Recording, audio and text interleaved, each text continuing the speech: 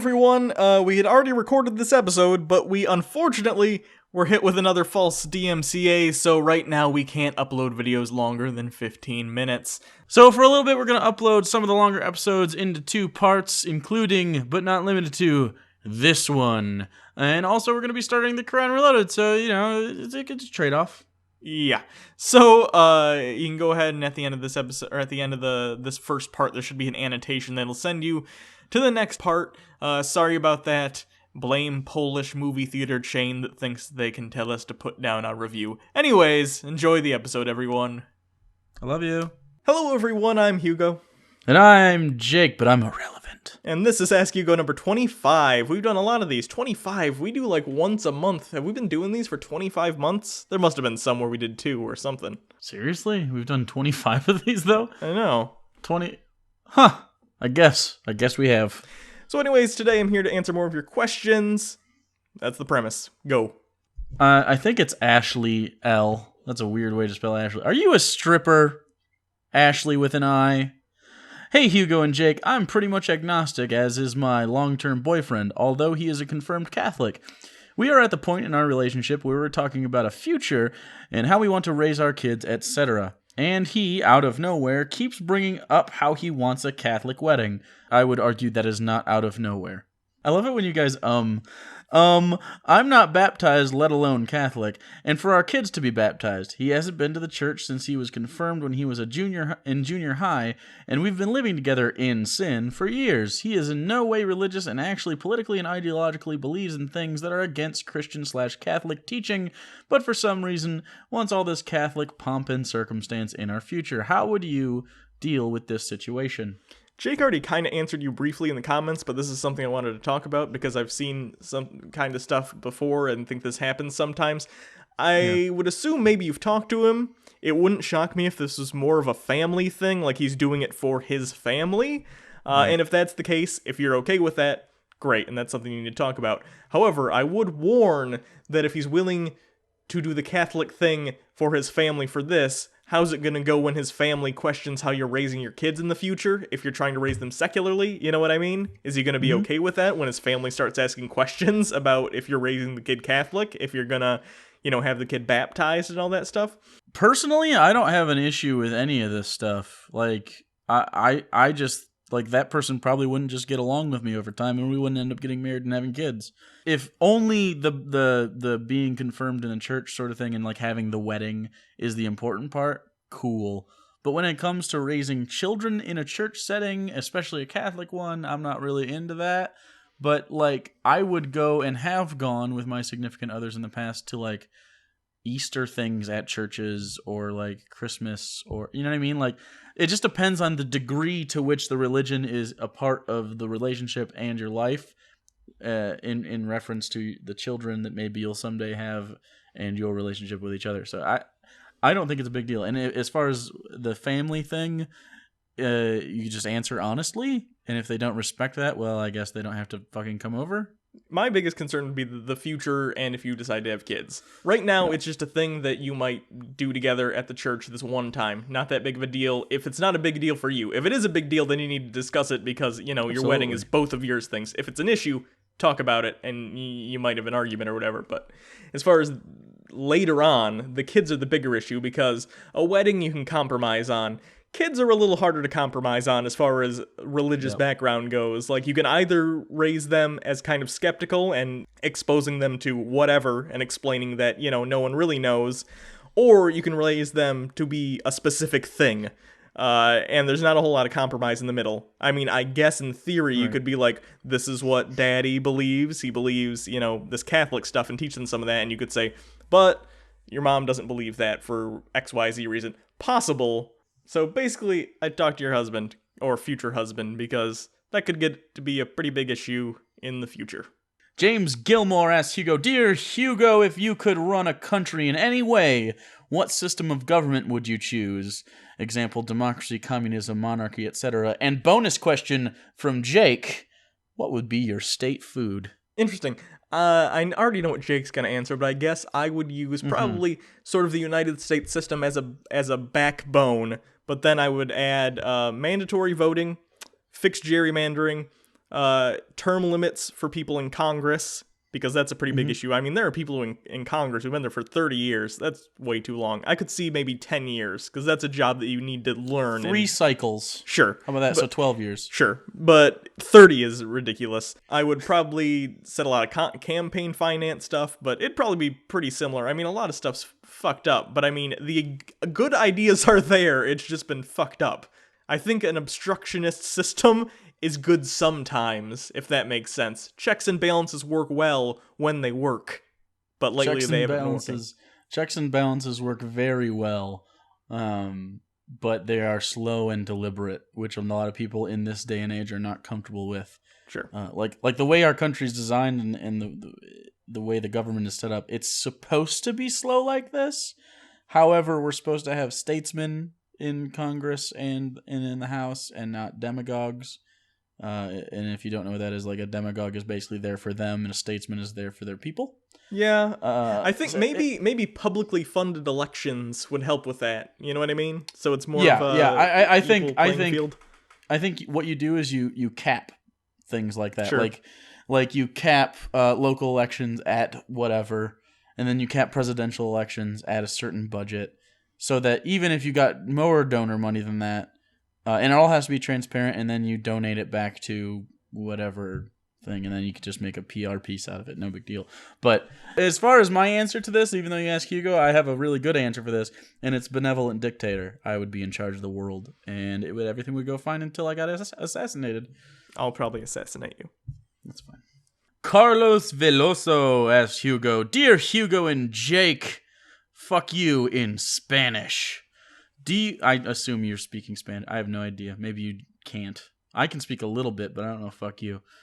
Do you think killing a person can ever be justified? Would you ever be able to if you were in a situation where it is absolutely necessary? Like, imagine if you were John McClane from Die Hard 2? 2? Okay, fuck you in English too, Carlos Veloso. Or would you argue that even in the most extreme cases, killing isn't the only option? I think you should try and exhaust every other option possible, but if it's a life or death situation and you need to defend yourself, I'm cool with, like, killing someone. It's not something you should ever revel in. My issue is, it's always interesting to talk about the gun debate issue, because there are people on very, very opposing sides, and even though I'm very liberal, I'm actually okay with people owning guns. What irks me the most, though, about guns is sort of the gun culture that certain people have, and that's like people who have guns for self-defense and want to use them. You know what I mean? You've seen people who have guns and are, like, really into them and are like, oh, I wish someone would break in, you know? And that's obviously not the majority, but those people do exist. And I just do not understand that. That's a bad situation. I completely understand if someone's breaking into your house, they're threatening you, whatever, and you need to stop them. Fine. But that's not something you should feel good about. You can feel glad you defended yourself and your family, but you shouldn't be like, yeah, fuck you, you dead piece of shit. I don't know. Maybe that's just me, but my moral system is I don't want to hurt anyone. Like, as little as possible, I want to hurt people. And even though that's a necessary evil, it's still an evil. You know what I mean? It's interesting because I was talking about this with my dad, too, who I'm not talking to anymore, actually, because of stuff like this. He's talking about ISIS, and he's hardcore Republican, and this, of course, does not reflect on all Republicans, but there is certainly a group there that are like this, and you can see this in some of the frontrunners this election. He's talking about ISIS, and how he wants to do things to their families in order to stop them from being ISIS members, and I cannot understand this mentality. Do you know what they call it when you go and you try and hurt innocent people to further your political gains? Terrorism! So basically, he's advocating for, well, they're terrorizing people, so we need to go terrorize their families. He needs to be met with the opposite of that. Like, if someone tortured his family, would it make him more or less extreme? Yeah, it's I don't know. It's, what the fuck, man? Like, think about it for 2 seconds. Be like, oh, violence isn't the answer. Yeah, at least not superfluous violence. How about that? So yes, if you're in a situation where it's a self-defense Yes, I can understand ending someone's life, but I Sure. don't think you should ever really feel good about it. You can feel okay about it, you can understand that it was necessary, but I don't think you should ever be like, yeah, I got to stop a, quote, bad guy. Usually it comes down to Yeah. people determining that the person that you're killing is the bad guy, and therefore they deserved it, and things are I more don't know. complicated than that. It's because of this black and white duality that people have with this kind of situation. Like, it's either when you talk about guns or anything like that, it's always either we can have every gun or we can have no guns. No one's listening to like me when I say, well, I'd love for you to have guns. I think shooting is fun sometimes. I understand collectors that enjoy the guns. Guns are kind of cool. Guns are neat. They come in a variety of different types, and I understand like the aesthetic appeal. I also understand like an affinity for hunting. We grew up in Michigan. My whole family hunted. I didn't really enjoy it. I felt it was pretty boring, but I get it. But I don't want people to be able to have, like, say, a 30-round banana clip on a semi-automatic rifle. You don't need to kill 30 deer. They don't even give out that many tags. So what, just common sense shit where you can reduce the killing potential of guns. If a guy goes on a shooting rampage with 70 revolvers that each have 6 shots each, and he successfully kills everyone. Like, he successfully gets a kill with every single shot. Good on him. Like, he earned that rampage. Yeah. But it's so much easier to go in with automatic weapons or semi-automatic pistols with long clips and really cause a lot of damage. It's just a give and take. There's still going to be shootings no matter what we do. And there's still going to be violence, and there's still going to be, bad shit that gang violence and all that. But it will decrease. Like, there's no way it doesn't decrease. I think if you take measures, and we're totally off topic. This is now, off topic, but I don't care. So a lot of people actually asked gun control questions that I didn't pick. So now we're talking about it anyway. So this is sort of a bonus. We already talked about the killing thing. This is gun stuff. A lot of gun violence. The issue isn't necessarily the guns, it's the underlying situations in which the guns are used. For instance, I think more people commit suicide by gun than die by homicide by gun. So that is an issue. But the issue is one of mental health stuff. The issue is of dealing with people with depression or in shitty situations who don't even necessarily have clinical depression, but they're just in such a shitty situation, they think that's all you need to do to get out.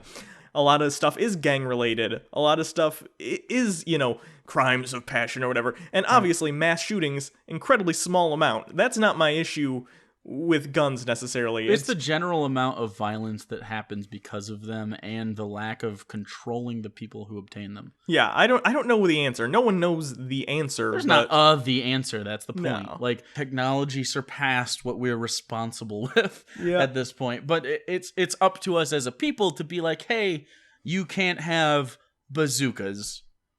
You can't have the step down from that, and so on, until we get to a point where we're like, okay, I can see the reasonable applications for this particular weapon. If it's something that you would only use for military use, it shouldn't be in civilian hands. Why am I more regulated about my car than I am about a weapon I could own? Yeah, and I don't know. You know what I'm saying? You hear a lot of people saying the only thing that stops a bad guy with a gun is a good guy with a gun. The problem is everyone with a gun probably thinks they're the good guy, Yeah. And like for the instance, guy from Planned Parenthood certainly didn't think that he was a bad guy. Yeah, and for instance, in Michigan, this actually just happened. There was a convenience store owner. He was a Sikh, actually, which is, if you don't know, it's a religion, and they wear head something. I don't know what they call turban. it. It's a turban. And someone thought he was a Muslim, and during a robbery, the robber shot the guy in part because he thought he was a Muslim, and, it could have just been a robbery, which is bad enough in and of itself, but then this guy thought, I'm a good guy with a gun, this guy's a Muslim, who are bad, because I think everyone who is brown is a Muslim and bad. Yeah, of course there are tons of shitty Muslims who are terrorists and who are extremists and who are whatever, but that guy wasn't even a fucking Muslim. But that guy thought he was a good guy with a gun, killing a bad guy without a gun, and he did it, and that guy's dead now. I don't know. It's a bummer. It's a complicated situation. America has very unique problems with violence and guns, and I think it has more to do with the culture surrounding guns and weaponry than it necessarily does the guns themselves, if that makes sense. Anyways. Was that long enough for you guys? Next question.